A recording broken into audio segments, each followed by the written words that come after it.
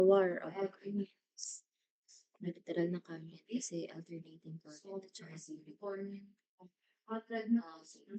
Itong kwento na 'to was also made in film noong 2017.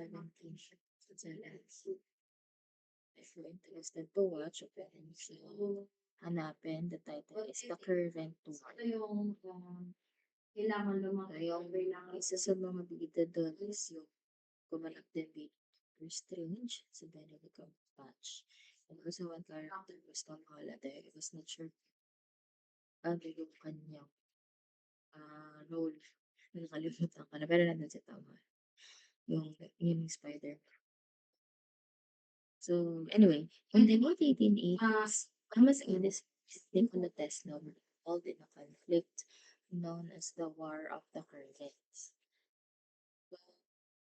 Before, ang ginagamit sa power system was direct current. When we say the power system, ito yung simula sa generation, no? Hanggang sa ah, distribution papunta sa end user, which is tayo. Usually sa residential, offices, and other buildings. So, yun nga. Before was direct current yung system. And it was pioneered by Thomas Edison. Siya yung um, para businessman na yun nga, patented sa kanya yung PC. So, Tesla came at nag-design siya ng better solution using alternating current. So, alternating current ang pagdaanin sa power system. And since OC changes direction multiple times per second, so it can be easily switched between high and low voltages with the help of a transformer. And since patented na nga yung DC system kay Edison, so he tried to convince people that AC, alternating current, was dangerous. And he even staged public events where animals were electrocuted with AC to make his point. So don't get the notion na si Tesla yung nag-invent ng AC. Now, even before Tesla, alternating current was already invented by other scientists or researchers. Ang ginawa lang talaga ni Tesla is from that research or from that invention of alternating current, nag-design siya ng power system that uses alternating current. So, yun yung proposal niya. And since yun, Edison was the pioneer, it was actually business war, conflicting business. So in 1993 at the Chicago World's Fair, George Westinghouse, so another businessman, uh, uses Tesla's AC system. Nag-invest siya kay Tesla. He believed the design, the proposal of Tesla, and they won the contract to power the fair at a lower cost than the General Electric's DC. Sad. They won the contract. Kasi nga yan ay ano lang, kumbaga parang sila yung supplier, no, ng mga equipment, sila yung design, and then ang sinusupplyan is uh, electric distribution utility, which is in that case is the Niagara Falls Power Company. Dito sa atin, ang katumbas niyan yung Meralco, Batele, Canales, Batangas. So that same year, the Niagara Falls Power Company chose Westinghouse and Tesla to use AC to generate power from the Niagara Falls. So yung power pa nila nun or the generating plant was a hydro power plant pa kasi galing sa tubig sa falls, Niagara Falls. And by 1886, the city of Buffalo, New York was lit up using AC. And even General Electric started using it. And then AC became the standard for power system. Since yun nga, mas population change ng voltage, it can transfer uh, power no, over long distance transmission lines at saka mas mura compared with DC. Kaya yun, hanggang ngayon, natin is perfectly current din.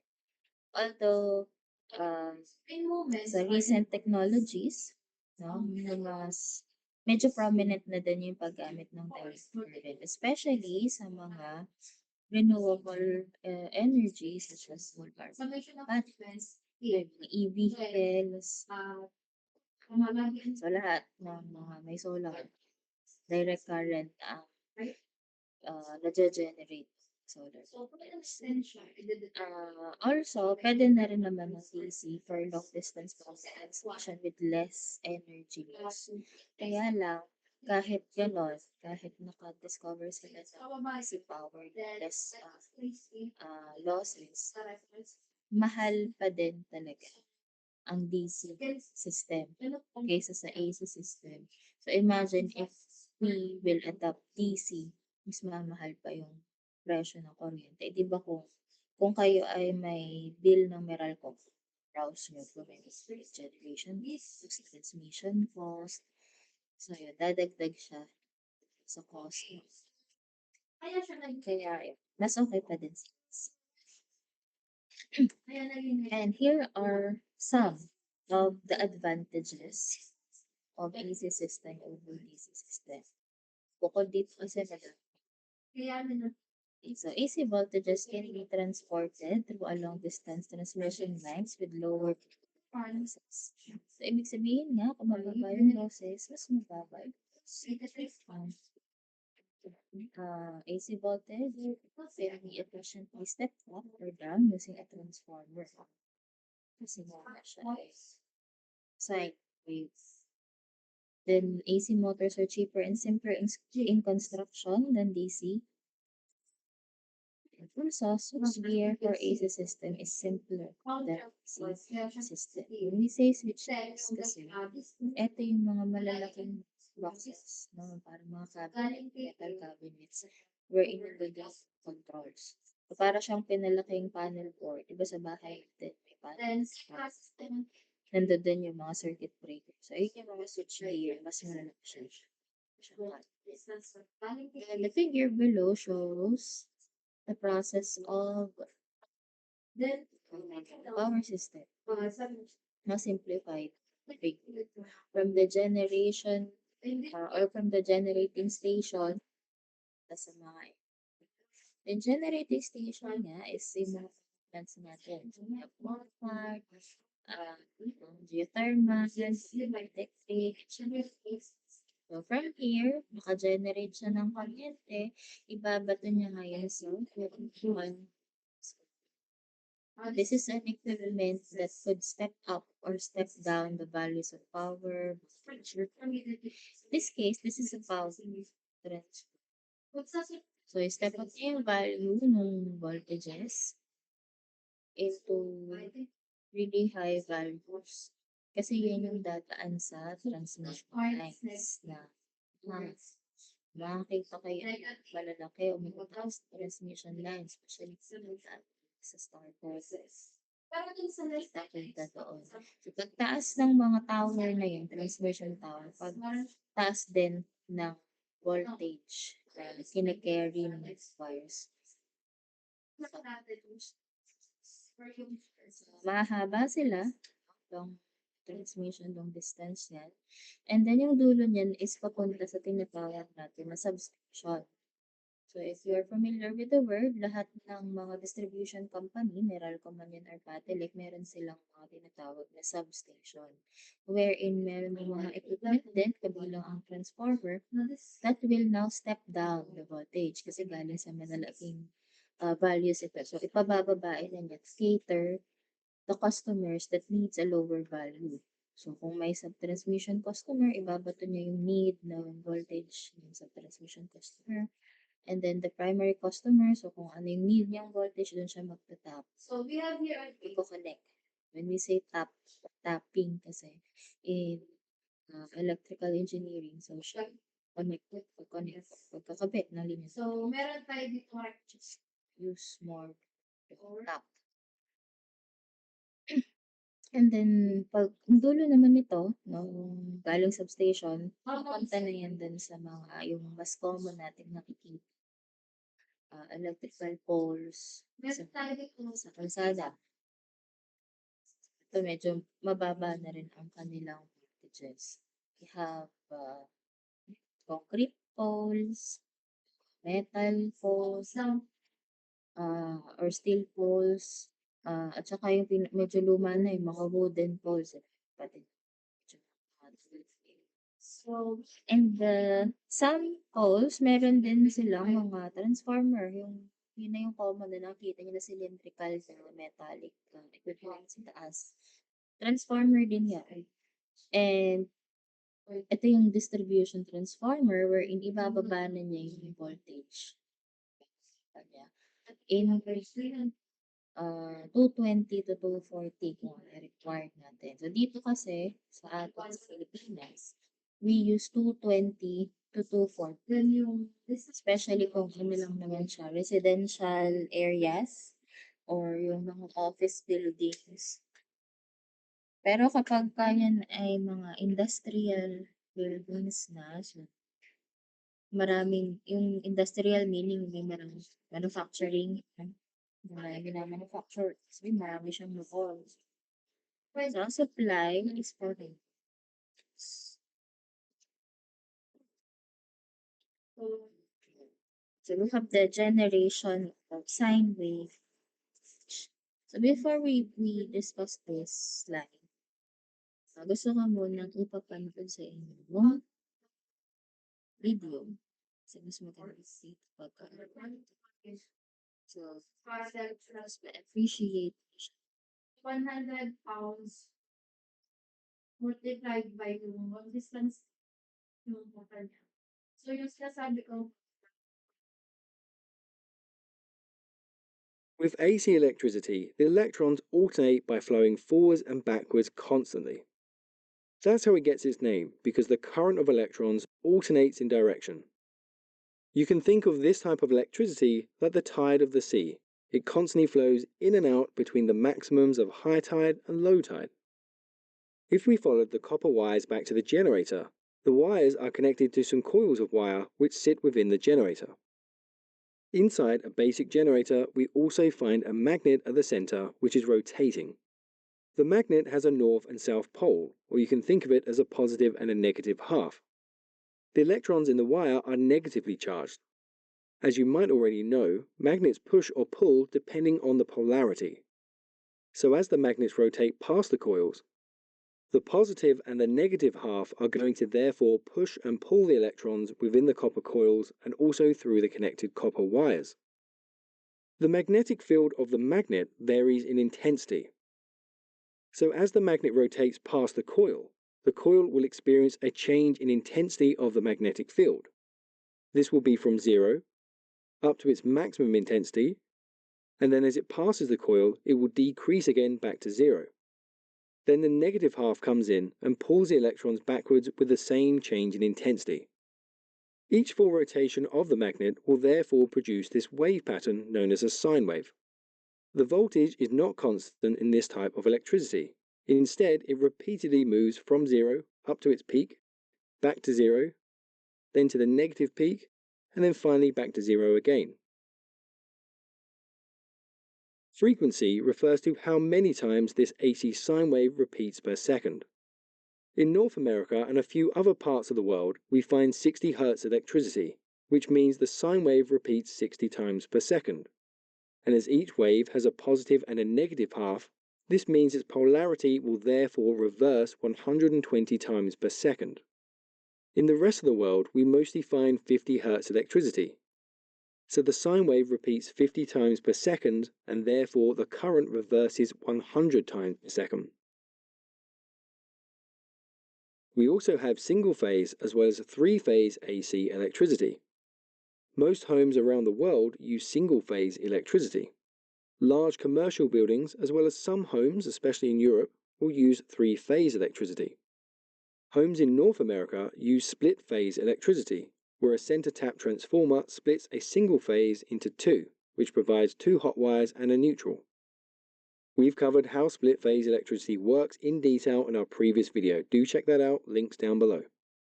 With single phase, we have a connection to just a single phase from a generator, so we have just one sine wave. But with three-phase electricity, we have a connection to each of the three phases. The phases are coils of wire which were inserted into the generator 120 degrees apart from the previous. This means the coils experience the peak of the rotating magnetic field at different times. And it's this that gives us our three phases, each with a different sine wave that is slightly out of sync from the previous. Remember, electricity wants to get back to its source in a complete circuit. As the current is flowing forwards and backwards at different times in each of the phases, we can essentially connect the phases together and the current will move between the different phases as the polarity of each phase moves forwards and backwards at different times. Any excess will flow in the neutral back to the source if needed, but that's only if the load on any of the phases is unbalanced. With single phase, we have these large gaps between the peaks. But with three phase, these can be combined to fill in the gaps and therefore deliver more power. Okay guys, that's it for this video, but to continue your learning, then check out one of the videos on screen now.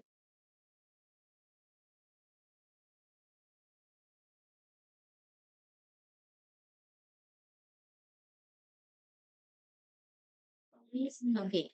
So, yung generation ng electricity is deals with magnets, magnetism. So, sa loob ng generator kasi class, meron siyang north pole and south pole. And meron din siyang coils of wire or copper coils. So, yung magnet natin, we all know na meron siyang tinatawag na magnetic field, Invisible siya, but we can feel it when we place the opposite poles of the magnet in a distance na hindi sila magdidikit, no? Pero mararamdaman natin yung force, no, na parang gusto nilang magdikit. So yung force na yun, yung magnetic field, no, or magnetic force, or call it also a flux, magnetic flux. Yan. Ano na lang, drawing na lang dito. Sabay yung folder ko. Yung nasa paligid ng north and south pole. Yung flux na yun, palagi siyang ang direction niya from north to south. Yung nasa paligid ng magnet na elliptical, ganyan.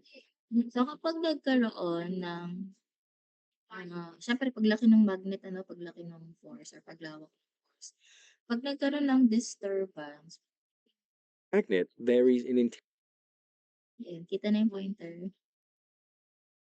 Ayan, pagka nagkaroon ng disturbance dito sa flux na to, using a copper coil or a conductor. So, yung conductor, yung allow flow ng electricity.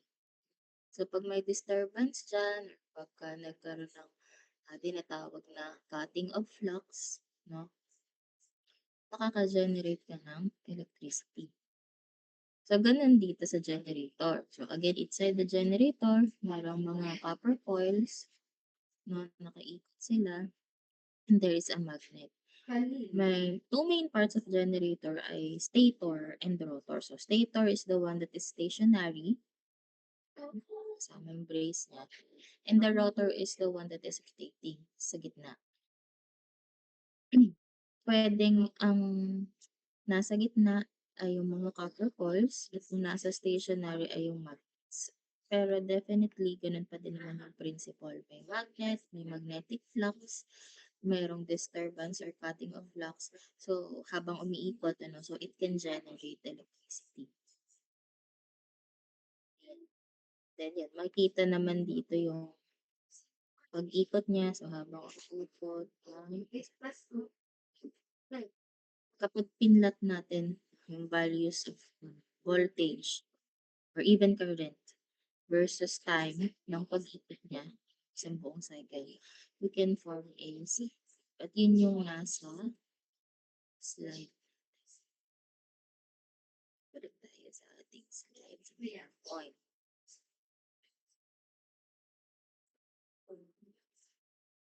Yung nasa baba.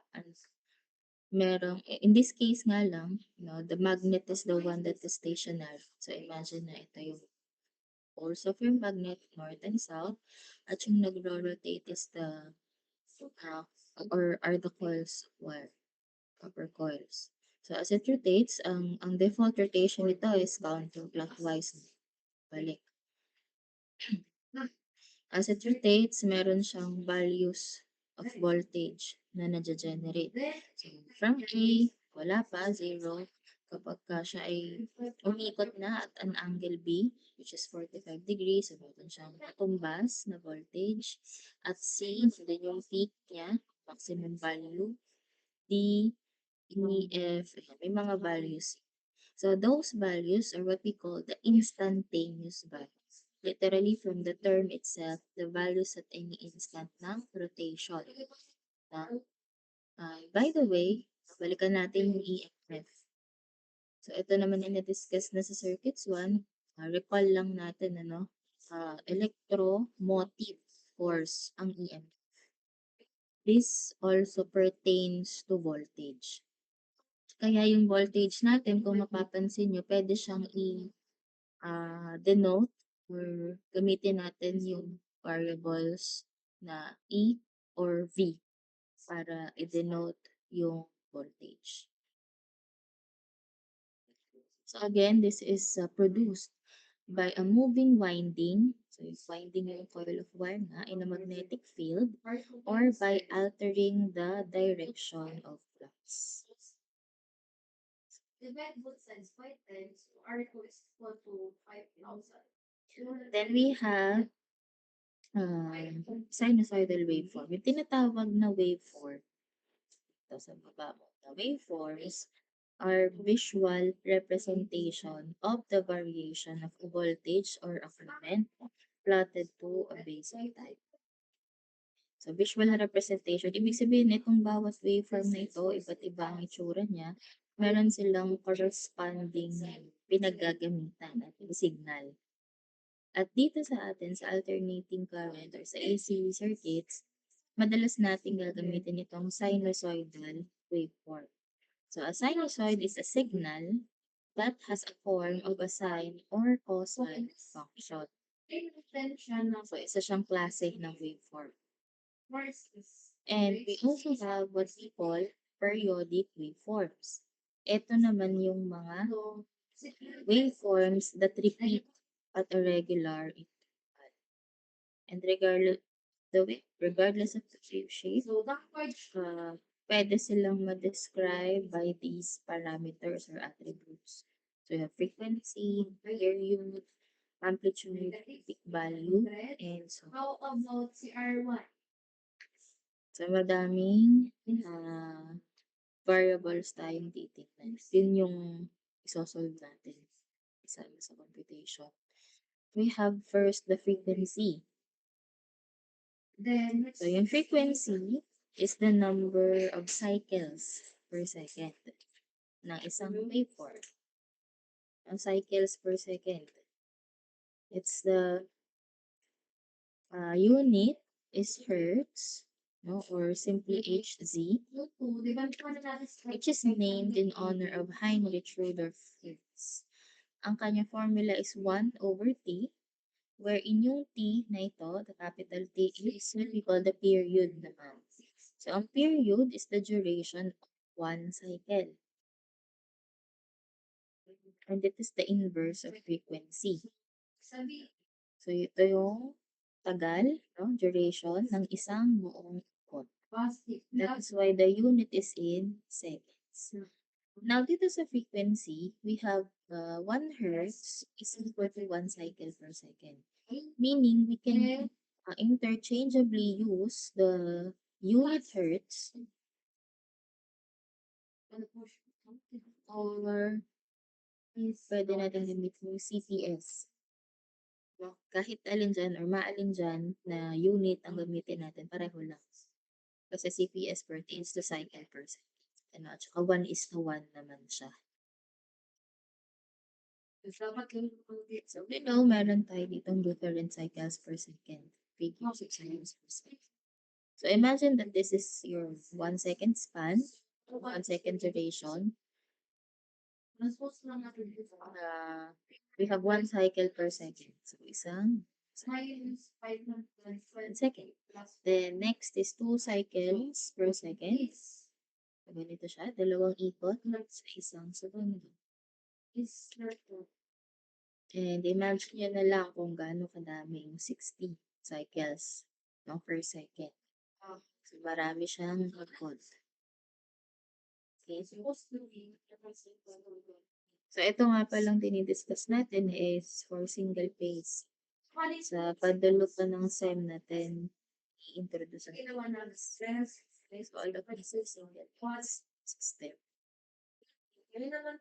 And dito sa atin sa Pilipinas, we are supplied with 60 Hz frequency. Yung ating electric supply, 60 Hz. Nabanggit kanina sa video, there are parts of the world wherein may 50 at saka may 60. Pero yung pagiging 60 kasi nung atin is more on historical reasons. Kasi nga, if we remember, diba may pagkakataon ay nasakop sa mga Amerikano. Medyo matagal din siya. So, yung ano tawag dito, power system nila, adapt na natin na 60. So, sa mga nakasakop sa atin kasi, itong mga Amerikano ang medyo mas advanced technology. So, kaya from then, no, nagtayo na sila ng infrastructure, power system, na 60 Hz na yung naging supply. Since, hindi na natin siya binago. Inadapt na rin natin sila. As well as ibang appliances, mga galing din naman sa kanila. So, yung specs nun, 60 Hz din. Kaya hanggang ngayon, 60 Hz pa din. So, bakit nga yung mga standards, hindi natin sa most of our standards. Anyway, so, dito tayo sa amplitude. We have the maximum value. Pag sinabi nating amplitude, that is the maximum value attained by an alternating quantity. So, ito siya. Kapag nag-graph na tayo ng isang sine wave, ito yun. Maximum value, no? Or yung peak. Since pwede nga natin gamitin ang E at saka ang V, no? Sa ating voltage, so pwede siyang VM. Pareho lang silang voltage. Okay. No, pwede rin naman na E max para sa maximum V max. So this is the maximum voltage or yung amplitude. So kung current naman ay DIM at saka I max. Again, it could be an amplitude ng voltage or ng current. Then the peak to peak voltage or peak to peak value. Ito yung from the minimum and maximum peaks. Minimum and maximum. And then the peak value is also the amplitude, the maximum with respect to 0. And then the instantaneous value, so yun yung nabanggit ko kanina, instantaneous value is the value of EMF induced in the conductor at any instant.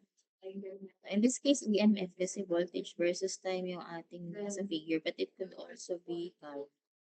Again, at any instant or at any point of this sine wave, no, yung value at any point, that is what we call instantaneous. Then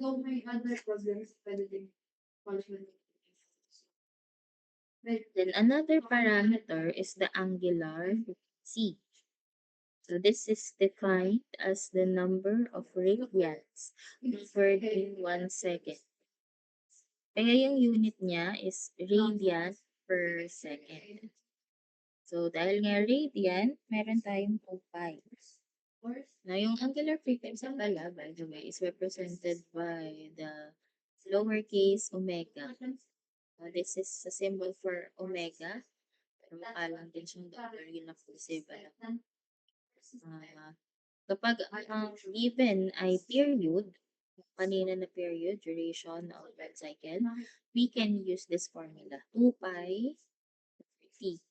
Again, the unit is radian per second. And since ang frequency ay inverse ng period, so we can use 2 pi f naman if frequency is, again, radian per second pa rin ang kanyang unit. So, yun, tatandaan nyo kung ano, mga units. Alin ang naka-radian per second, sino si Hertz, sino ang CPS, alin yung seconds na. Kasi madalas doon nagkakaroon ng kalituhan. O minsan hindi na iilagay ang unit. So, dapat may unit. Kasi kahit tama yung value ng sagot, pagka walang unit, sayang yun. Now, yung mga angle natin, yun nga, could be expressed in degrees and in radians. At may time na sinasaol to eh. Ewan ko kung saol nyo to, na pag 30 degrees, ang equivalent niya is automatically pi over 6 radians. 45 degrees is pi over 4, and so on. Basta pag 180, siya ay pi, at kapag isang buong ikot, now siya ay 2 pi. So, yun yung mga katumbas. Pwede nyo siyang sauluhin, but if you fail to memorize this, pwede nyo naman gamitin yung conversion. Ito. So, if you have an angle in degrees, and you want to convert it into radian, you just have to multiply the angle 2 pi over 180. So, kung radian naman, papuntang degree, baliktaran, 180 over pi. So, madali naman siya. Alalahanin nyo lang kung alin yung dapat mong makancel para makuha nyo yung inyong desired na unit.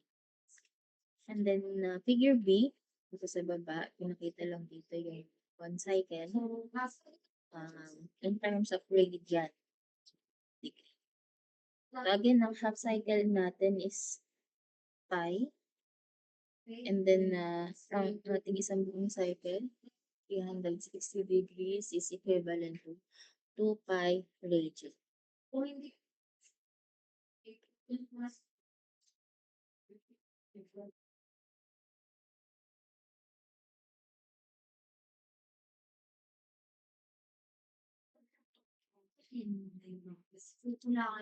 So, next is yung ating sine wave equation.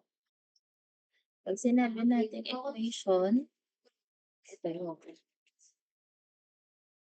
wherein ang ating e or the small e pertains to the instantaneous value. So, kung pwede pala din I, kasi I is for current.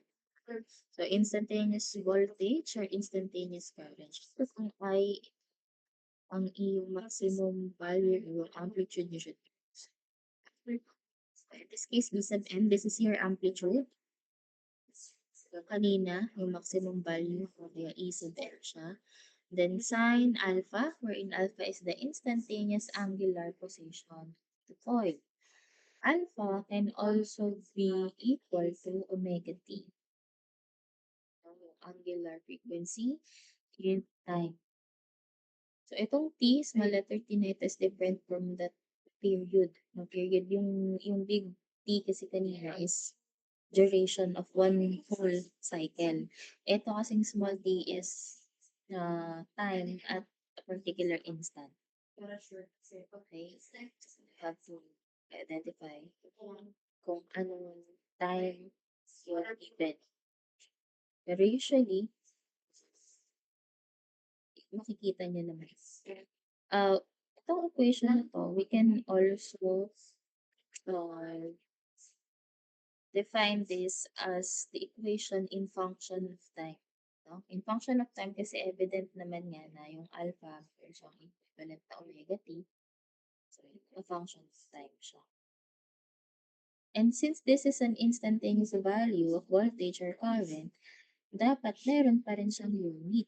Kahit equation lamang siya, this is in volts and this is in amps. So, itong dalawang to ha, pareho lang siya. Pagkaiba lang ng letter, pero pareho siyang instantaneous voltage.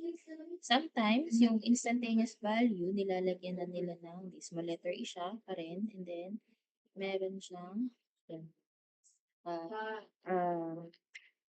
enclose sa parenthesis yung small t, which means that it is in function of time. As well as for the current, meron din sila. Okay, so tatandaan niyo yung parts, ano, NE, this is the instantaneous value, E sub m, V sub m, or I sub m, yun yung amplitude, and then sine, mega t. Mega is the angular frequency. Regardless of the function ay cosine, wave equation pa rin siya, yun pa din ang ibig sabihin nun. For example, cosine wave naman siya. E is equal em cos of omega t volts. Yung E ay instantaneous value pa din, E sub m ay amplitude pa rin siya, ito pa din ay frequency, ito pa frequency. So let us have this first example. 100 Hz sinusoidal voltage source has an amplitude of 150 volts. So, write down na natin ang ating given. Meron tayo 100 Hz. O dahil ang unit niya ay Hertz, we already know na siya ay frequency. Also, meron tayong amplitude. Sabi nga natin, ang amplitude ay V sub n 150 volts. Now, ang sabi, we write the equation for E as a function of time. So, kailangan lang natin ay gayahin itong equation na to by substituting the values. Now, we have E. Wala tayong omega pa. Wala. Our omega can be solved using 2 pi. Now, since ang given na ay frequency, which is 2 pi times 100, ay gawin na lang natin siyang 200 pi. Now, this is in radian per second. Now, the equation here will be 150, substitute lang natin, ano, sine 200 pi, and then t. Function of time na siya. Do not forget ang unit na volts. May volts pa din. Kahit siya ito, function of time.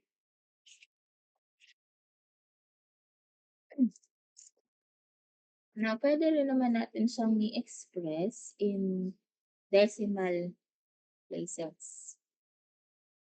Yung 200 pi. Pwede. So, we have 150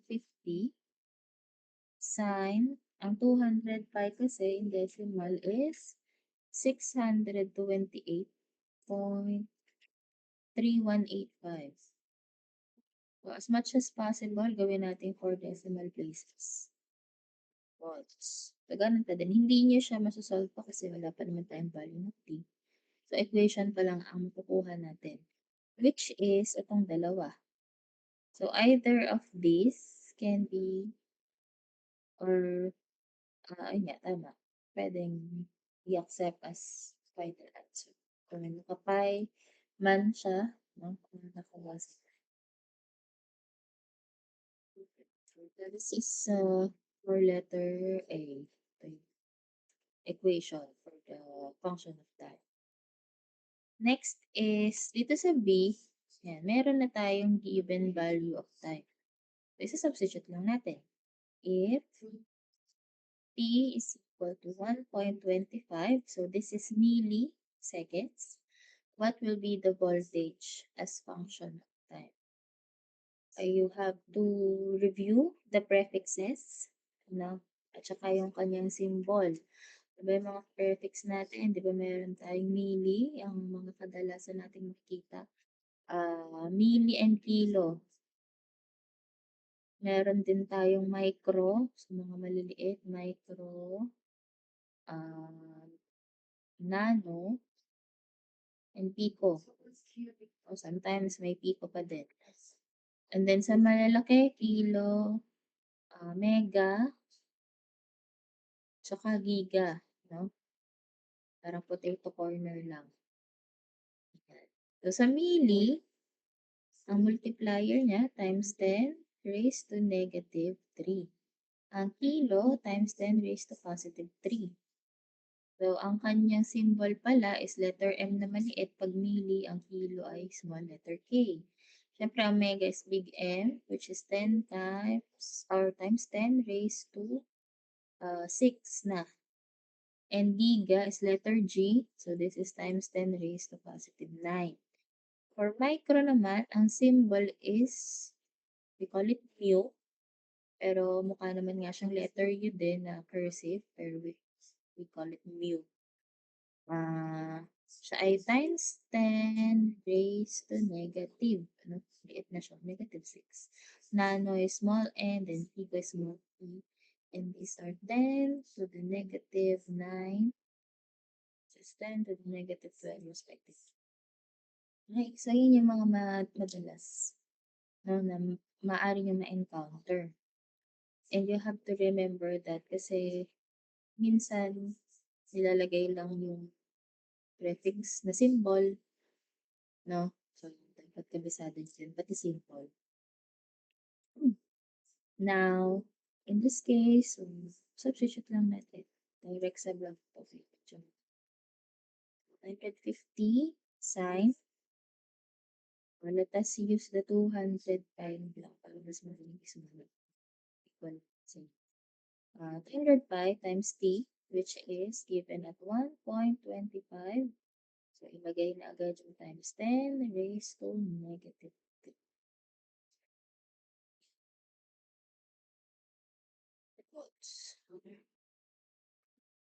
And then, this will result to 2.0561 volts. So, ito na yung value ng ating instantaneous voltage. Kasi nga sabi naman dito sa B, ang hinahanap is what will be the value of voltage. So, ito. This is na the final answer. Okay, meron po bang clarifications or questions sa ating mga example?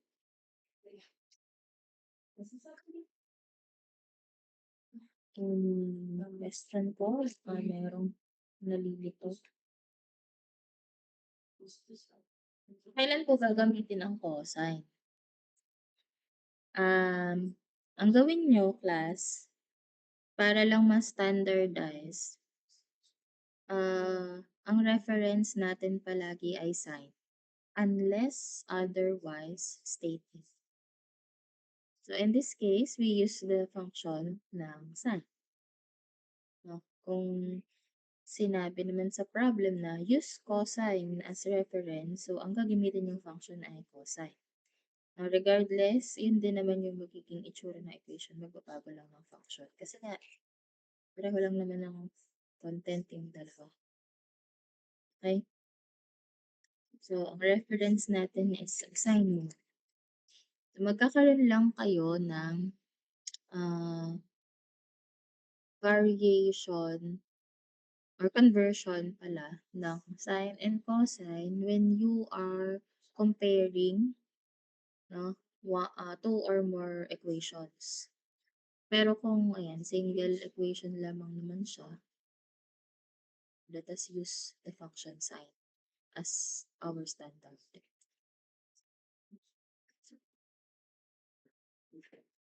So, yan. Meron tayong other examples here wherein ang given is the angular frequency. Ang hinahanap ay T and N. And for number 3, so ganun din. Ang hinahanap naman is the omega. So for number 2 and number 3, I want you to try to answer 3. Ang kailangan nyo lamang na formula ay formula ng omega, which is, it could either be 2 pi over t or 2 pi n. Ito lang dalawang to ang magagamit. So, alam natin ang frequency ay hertz or cycles per second. So, try to answer 2 and 3. I'll give you 10 minutes siguro. And then, kapag may sagot na kayo, i-type niyo na lang sa chat box natin.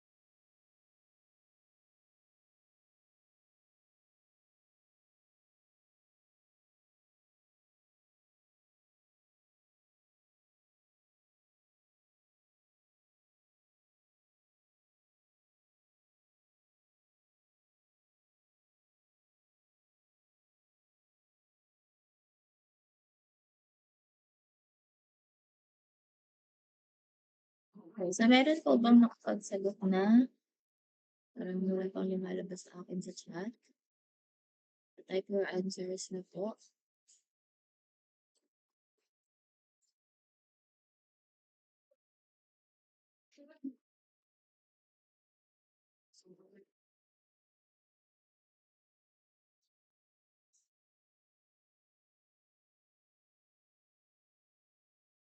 So, basta na po, may mga sumagot po kayo. Baka nagtatanghalian na yung iba. Try to, ito naman ay dali-dali pa.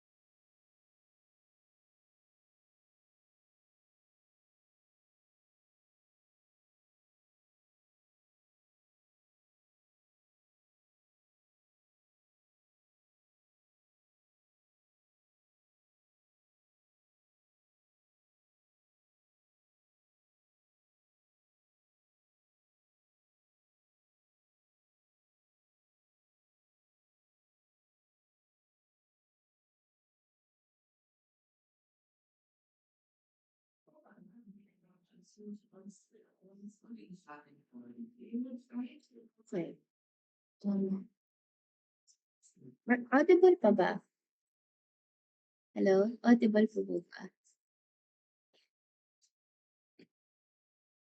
Okay, so I can see some answers now. About the others po. Baka mo na. No, wala nang malian na.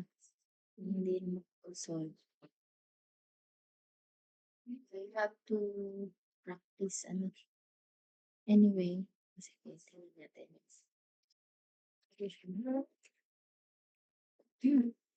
Answers, I can see are correct. For number 2, so yun nga, maalin lang naman dito yung gagamitin natin. Ang gamitin naman natin ay yung T muna. First lang naman sila ni F. So T is equal to 2 pi over omega. Nag-rearrange lang tayo ng ating force. And it becomes 0.0262 seconds. Or kung gusto natin siyang i-express into milliseconds, pwedeng 26.80 milliseconds. Approximately 36.8 seconds. Pareho naman siya. Milliseconds man tayo, seconds. Unless sinabi sa pag-express mo siya in specific na prefix. Pero kung wala naman, so kahit alin dyan ay now, sa F, first lang natin siya. So, it becomes 38, 1 over equals 38.1972 hertz. So, pwede rin naman 38.1972 CPS. Ba't lang yan? This is now our answer. And then, for the number of cycles in 27 seconds. So, parang magkakaroon lang tayo dun ng conversion. Wherein, ang gagamitin natin is the frequency na nakuha natin. So, 38.1972. This is cycles per second. Multiply natin siya ng 27 seconds. So, we can cancel seconds. And this will be equal to 1,031.3244 seconds. Since ang pinag-uusapan dun ay cycle, pwede natin siyang i-express into whole number. So, yung nearest, round up natin siya into its nearest whole number. So, pwede siyang maging approximately equal sa 1,031 seconds. So, this is also an acceptable answer. Alin? Dito.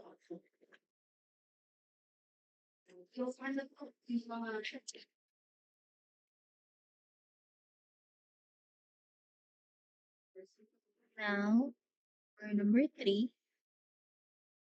56,000 cycles occur in 3.5 seconds. Ano daw yung omega? Kailangan muna natin makuha yung F, no, the frequency. So, ang frequency nga, we all know kanina cycles per second siya. 6,000 cycles per second. 3.5 seconds. This becomes 16,000. 16,000 hertz or 16,000 CPS. Na siyang pwede natin substitute dun sa formula ng omega, which is 2πf. So this will become 2 times 16,000, so 30,000. Radian per second. So that's the answer. Or we can express it also in decimal. No? 100.53 times 10 raised to 3 radian per second. So, pwede rin naman na 1.01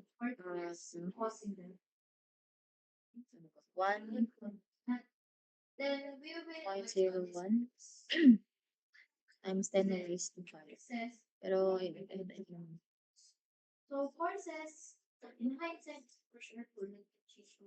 again, wag kakalimutan yung units. Ano? Yan ang ang unit ng omega, frequency, at saka ng time, or ng period pala. Seconds, ano ng CPS, or hertz, ay, may tanong po sa 2 and 3. Any question so far for 2 and 3?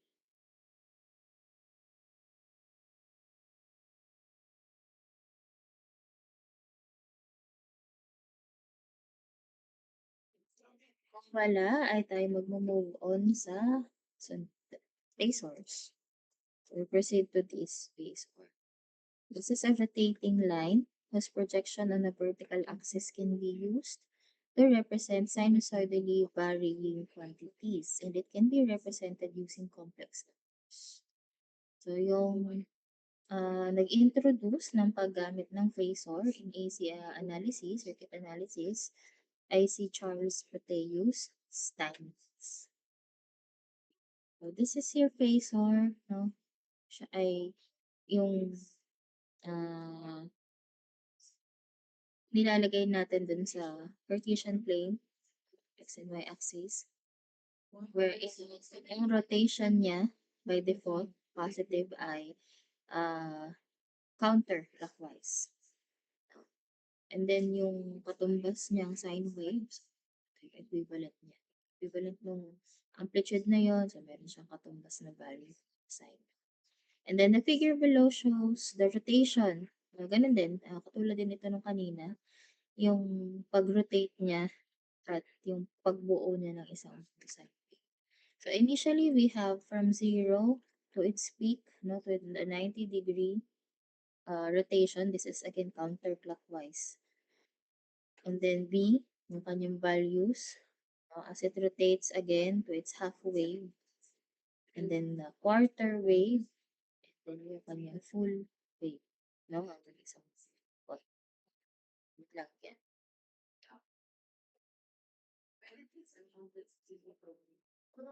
And then, ayan, may phasors.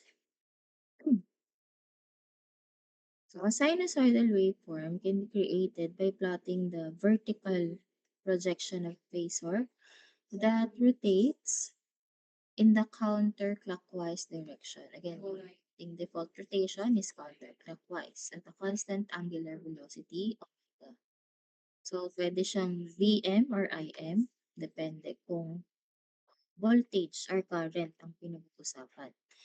So, we have here the comparison of the time domain representation and the phasor domain representation. Again, yung ating equation in time domain representation can be expressed either in sine or cosine. And sabi ko nga kanina, gamitin natin standard yung sine. Ano? Otherwise, specified sa problem na cosine ang natin. Kaya itong time domain representation na to, pwede rin siyang, katulad kanina, Vm or Em, no? Sine. Yan.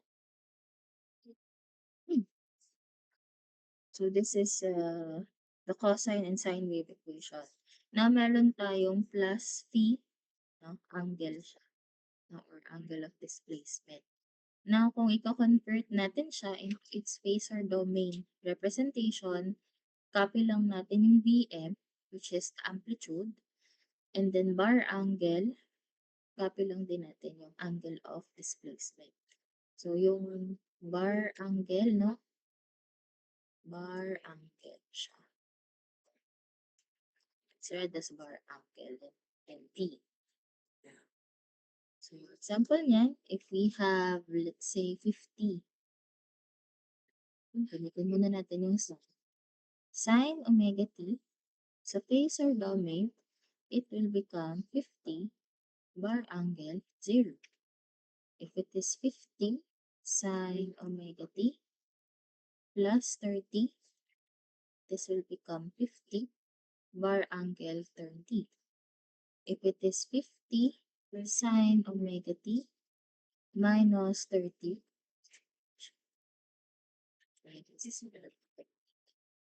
this will become 50 bar angle negative 30. So, yun yung kanyang example. Equivalent phasor domain representation. So, kung cosine, ganun din naman, 20 sine omega t become 20 bar angle 6. 20 cosine omega t plus 10 will become 20 bar angle 10. So, 20 cosine omega t minus 10 will become 20 bar angle negative 10. So, ganun lang. Ika-copy lang yung ating amplitude, no? And then, bar angle, yung ating angle of displacement, including its sign, no? Positive, negative, positive, negative. So, this is positive, negative. Gets po?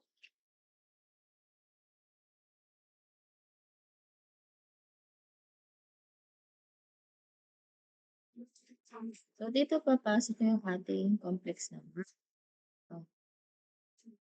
Complex number is a combination of real and imaginary. Complex. Real and imaginary numbers. So, how do we know kung siya ay imaginary? From the algebra, makikita natin na pag may letter I, yung imaginary natin. Let's say the real number is 5, then dagdagan natin siya ng 3, that's our imaginary. 15 plus 6i, 15 real number, and 6 is the imaginary. So, this is what we call the rectangular form. Ito din yan. No, kasi complex number can be expressed in a form. Now, Sa calculator, letter I talaga siya. Pero if we write it down, ang ginagamit natin is letter J. Kaya mapapansin mo may J. No, kasi this is to avoid confusion, especially sa subject natin na yung I is usually used to represent current. No? So kung susulat natin siya, 5 plus, so gagamitin natin ang J, buo na nga lang siya sa number. J, and pareho lamang. So 15 plus J, 6. Nakuha po ba? Nakukuha pa ba? Nakakasunod pa.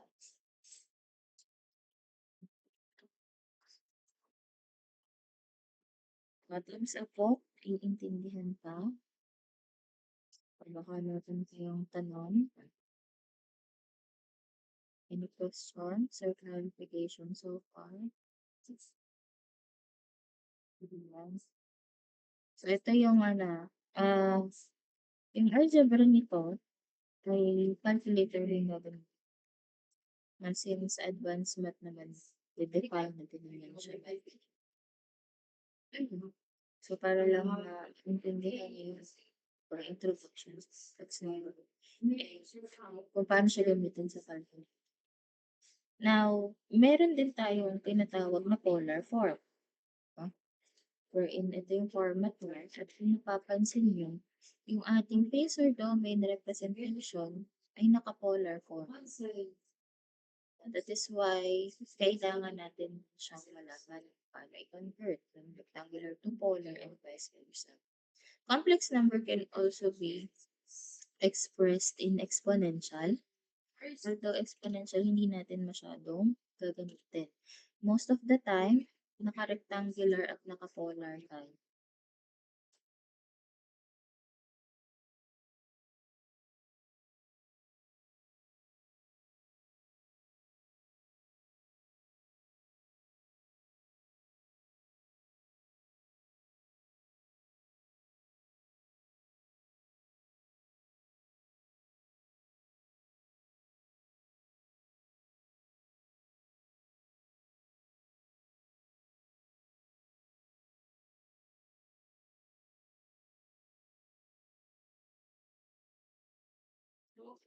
Okay, so nag-share ako ng may kasamang emulator.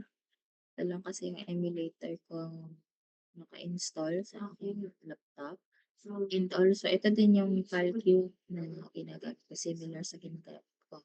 So, if you have similar calculators, edi mas okay. Kung hindi naman, mas maganda na kutingtingin nyo muna yung calc nyo how to operate. Pwede i-search sa Google, tutorials, or sa face-to-face natin, sa next face-to-face natin is pwede nating tingnan kung ano yung kailangang pindutin para lumabas yung complex. Initially, ang ating calq, especially ito yung default, naka D, which means degree. And ang ating complex number na mga kailangan ay I at saka yung bar angle. So, yung bar angle, makita niyo nasa taas siya nitong negative sign. Ayan. So, dapat kulay brown siya. So, dapat i-access ko muna shift and the negative.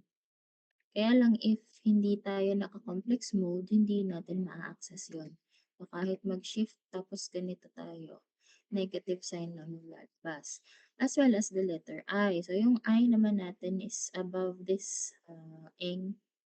Parang kahit mag-eng-eng tayo dyan, walang lalabas na I. So, initially, dapat maset natin siya into complex mode, which is dito sa mode, and then choose this complex number 2. Kapag na-complex mode na, pwede na tayo mag-access nga or angle, at saka kahit pala mo natin siya. So, ito na. Pwede natin i-type sa calq, i-type natin sa calq yung rectangular form, 6 plus 2, that's the rectangular form, no? Kung gusto natin siyang i-convert into polar form, so ang kailangan lang natin gawin is shift, tapos yun, 2, yung complex, ang CMLX. Sa iba yung, sa ibang model ng calculus, iba yung ano eh, procedure, pero nandun lang siya lagi sa at saka sa rep. So, pagka-pindot niyan, may lalabas na choices. Ang kailangan natin ay ito, polar. So, we choose number 3. 6 plus 2i, convert natin into polar. So, ito na yun. Then, equals. So, lagi natin itong i-click para maging decimal yung exponent. Hindi yung naka-square. And this is our polar form or polar equivalent ng 6 plus 2, 5. Ngayon, pansinin niyo yung ating angle. 18.4349. Dahil ang ating setting ay naka-degree, yung angle natin is in degrees. So, naka-degree rin siya.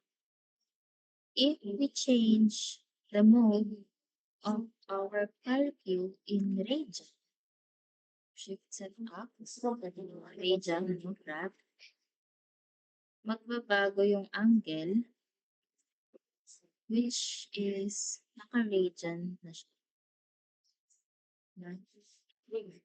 So, nagbago yung angle, naka-radian siya kasi naka-radian yung ating setting. Okay, babalik natin siya sa degree. Degree siya, i-convert siya sa 80. At hindi naman nagbago yung ating magnitude, 6.3245 pa rin siya. Yung angle lang nagbago. So, nag-shift tayo ng degree and region. This is only applicable class if polar form, ha? So, yun yung tatandaan. Always check your calculator if siya yung naka-region. 3, 7, 7.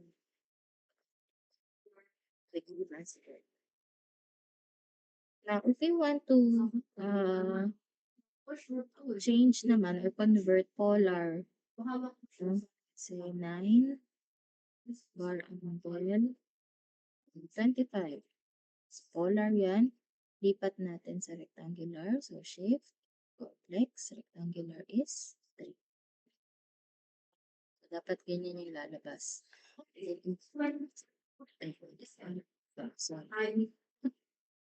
ano nga pala tayo? Kasi polar na eh. Polar, rectangular. 1. Ayan na yung angle. No, 9 bar angle 25. And then, so yan naman yung nakadegree. So, yung 25 minus 25. So, ganun yung conversion. Pwede tayong mag-algebra dito ng complex number. Make sure lang natin yung parenthesis para hindi naman siya maluto. So, yung 3 plus 6y minus, pwede yung minus natin ay naka-polar form. What's na lang?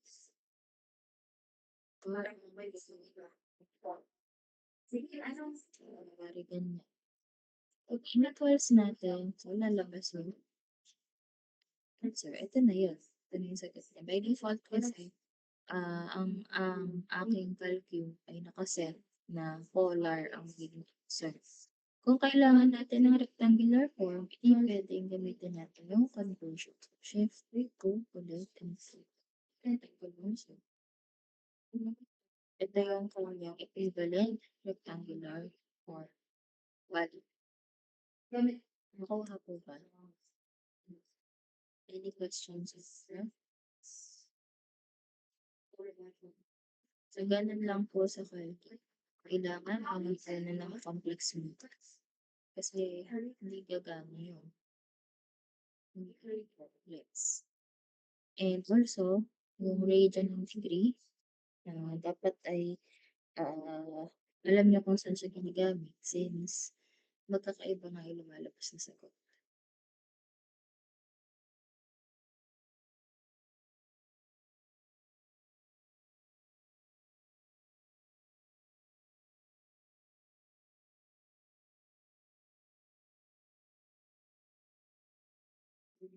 So, when ayan, again, rectangular and polar lang ang sa calcu, I pa din siya. Pero kung isusulat natin, it's better that we use this format, J, x plus J. Then we have here converting sine to cosine. So sine and cosine are essentially the same function, but with 90-degree phase difference. So yung sine omega t is equal to cosine omega t minus 90. Again, itong conversion na to ay kailangan na natin if meron tayong mga pinag-compare multiple equations or more equations. Pero kung mag-isa lang siya, lang siya kung naka-assign mo siya sine. As long as sine, so you have to remember na pag pinag-compare, dapat sila ay both be written as sine waves or both sine. Dapat pare-parehong naka-sine or pare-parehong sine. Dapat din ay naka-positive ang amplitude pagka tayo mag-compare. And should have the same frequency.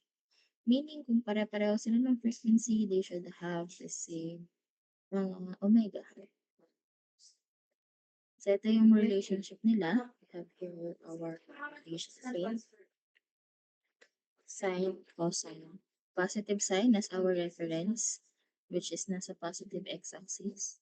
The positive cosine is positive y-axis. So, negative x is negative sine, negative y is negative cosine. So, para tayo mag-convert, for example, itong sine omega t, pagka nag-add tayo ng 180 add or minus 180, papatok tayo sa negative sign. Kasi 180 degrees yung difference silang dalawa. Remember na yung default na ikot nito is counterclockwise. Ito yung magiging positive. Pag negative or pag ma-minus tayo ng angle, clockwise. For example, itong positive sign, mag-add tayo ng 180, papatok tayo sa negative sign. Mag-minus tayo ng 180, papatok tayo.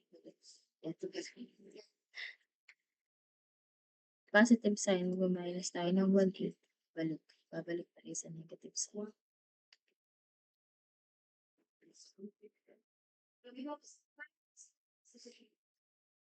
Positive sign, minus.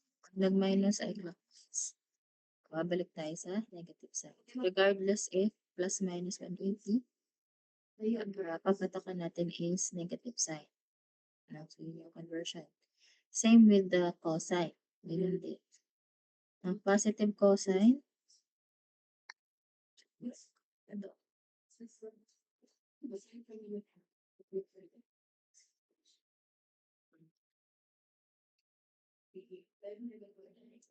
positive cosine, mag-add tayo ng 180. Papunta dito. Add 180. Pati tayo sa negative cosine. Positive cosine, magma-minus tayo ng 180. Nakuha po ba? Nakuha ba? Yung ating conversion and relationship ng sine and cosine. So again, yung default na ikot, counterclockwise yung positive. Doon mo siya titingnan sa angle. So dito naman sa sine, sa patatlo. Positive sine, pag tinagtagan mo ng 90 degrees, magiging positive cosine. Add 90. Ito yung 90 degree, di ba? Just a positive sine. Kung mag-minus ka lang 90, papatak sa negative cosine. Minus. Nakukuha ko.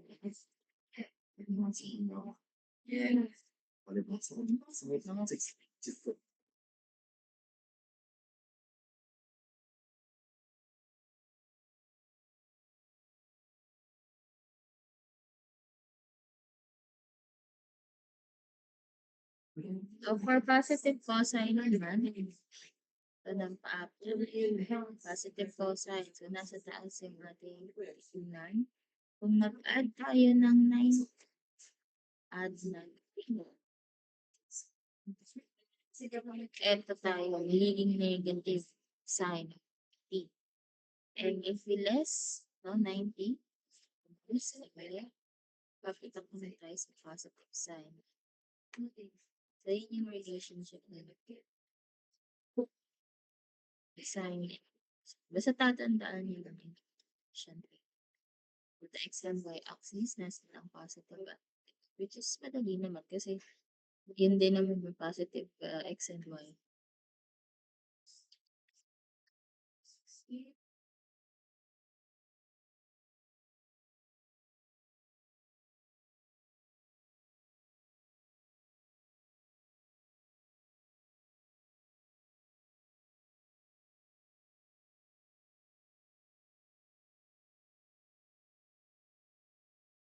Again, may tanong po ba? Direct functions. Kung wala, let us proceed with this one. Yung phase shift and phase difference. So, meron tayong tinatawag na phase shift. Ang nag-shift sine wave. Initially, diba yung ating equation is, let's say, Pm sine omega t. So, initially, kung i-plot natin siya, dito siya sa 0 kasi similar sine wave. Ngayon, kung may phase shift, no, positive phase shift, nauuna siya ng certain angle kaysa sa 0. Siya na siya. Kaya positive. And we also call this as leading. Kasi nag-lead siya ng certain angle. Now, kung nahuli naman siya, no, at a certain angle, so this is a negative phase shift, we call it lagging. May lag. Nag-lag. Diba pag naglalaro tayo, medyo mabagal. Natin nag-lag. And then sa phase difference naman, ito naman yung angular displacement between different waveforms of the same frequency. Again, same frequency, same omega siya ang ating pagpapasigan. At magkaiba lang yung waveform. In this case, ang pinako-compare is voltage and current. Ano? So, yun yung magkaibang waveform na i-compare natin. Regardless of their amplitude, kasi natin, mas malaki ang amplitude ng voltage kaysa kay current. Parang silang nag-start sa 0 at sabay din silang natapos. Yung value na rin. Pareho silang natapos or sabay. And we call it in phase kasi nga sabay.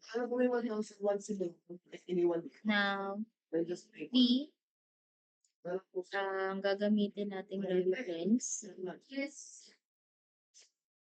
using voltage as our reference, dun sa letter B, pwede nating sabihin that the current leads. Ano na una? Yung current, yung kulay blue at a certain angle. Nauna rin siyang natapos ng kanyang cycle. So, it leads the voltage. The current leads the voltage. And also, if the current lags,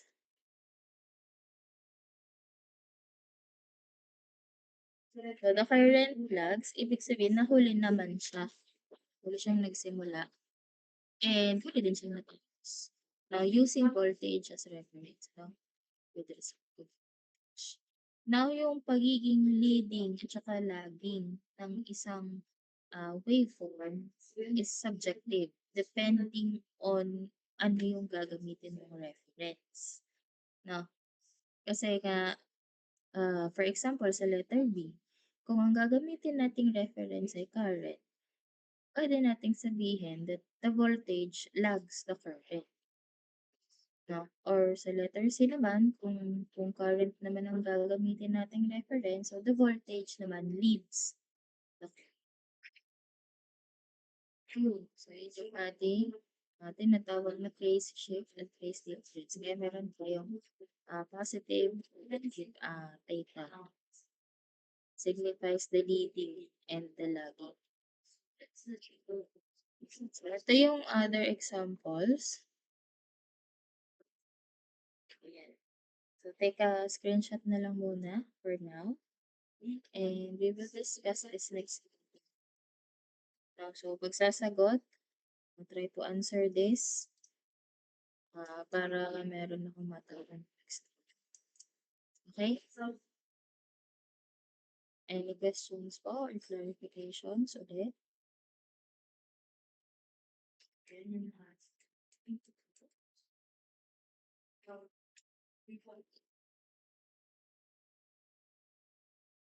Wala pong tanong?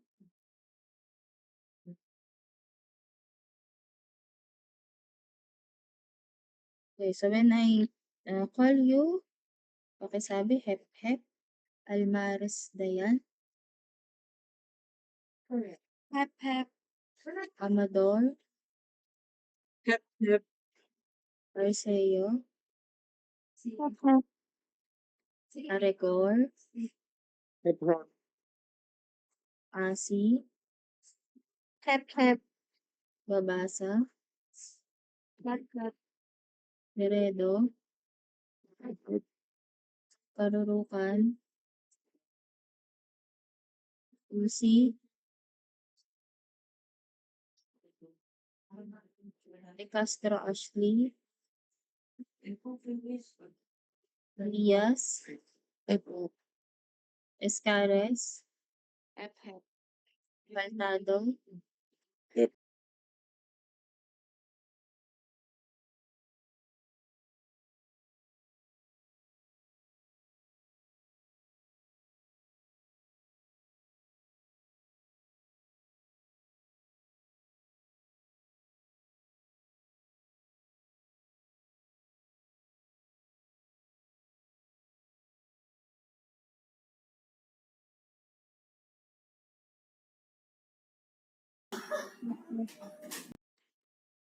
Menjola. Panganiban. Rich Card. Murillo. Hep, hep.